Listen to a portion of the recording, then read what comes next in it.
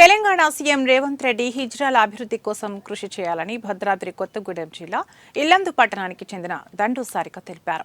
ఇల్లందులో హిజ్రాలతో కలిసి నిర్వహించిన సమావేశంలో మాట్లాడుతూ ముఖ్యమంత్రిగా రేవంత్ రెడ్డి కావాలని, కాంగ్రెస్ ప్రభుత్వం రావాలని ఆకాంక్షిస్తూ తాను తొలిసారిగా మేడారంలో పూజలు నిర్వహించానని తెలిపారు.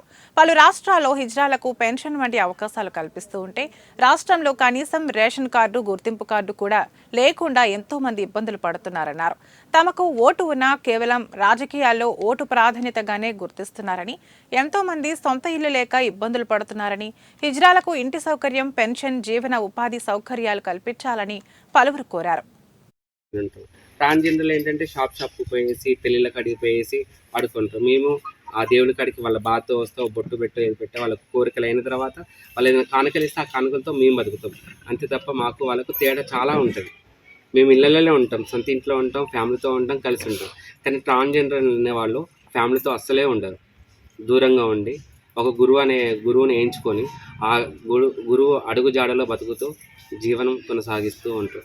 అలాంటి వాళ్ళ గురించి మన తెలంగాణ గవర్నమెంట్ పట్టించుకోవాలని కోరుకుంటున్నాం. కొన్ని రాష్ట్రాల్లో ట్రాన్స్జెండర్లకు ఇచ్చిన విలువ, మర్యాద మన తెలంగాణ రాష్ట్రంలో ఏ ఒక్కరు ఇవ్వట్లేరు. గత ప్రభుత్వం కాడ కూడా మేము పోయినాం, కొట్లాడినాం. ఒక 100 సార్లు పోవచ్చు కేసీఆర్ గారికి.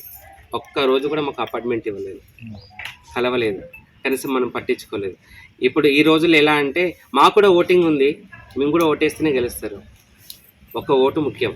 ఒక మనిషి గెలవాలంటే ఒక్క ఓటుతో గెలుస్తుంది. అలాంటిది మాకు కూడా ఓటు హక్కులు ఇచ్చేళ్ళు అన్నీ అనుకున్నట్టు ఇచ్చేయి. కనీసం మాకు బతుకు తెరువు లేకుండా చేస్తూ ఉన్నారు. ఈరోజు బెక్కింగ్ చేయొద్దు, బెక్కింగ్ చేసి ఇచ్చిన వాళ్ళని కూడా కేసు పెట్టామని సెంట్రల్ గవర్నమెంట్ నిర్ణయం తీసుకుంది. ఈరోజు వీళ్ళ పరిస్థితి ఏంటి? వాళ్ళు తినే తిండి ఎలా? వాళ్ళకి రేషన్ కార్డు లేదు, బియ్యం ఉండదు, ఏముండదు. ఎక్కడైనా పోయినా కానీ కేసులు అంటా ఉంటారు. మరి వాళ్ళకి కూడా బతుకు తెరువు చూపించాలి కదా గవర్నమెంట్. దాని గురించి కోరుకుంటున్నాను.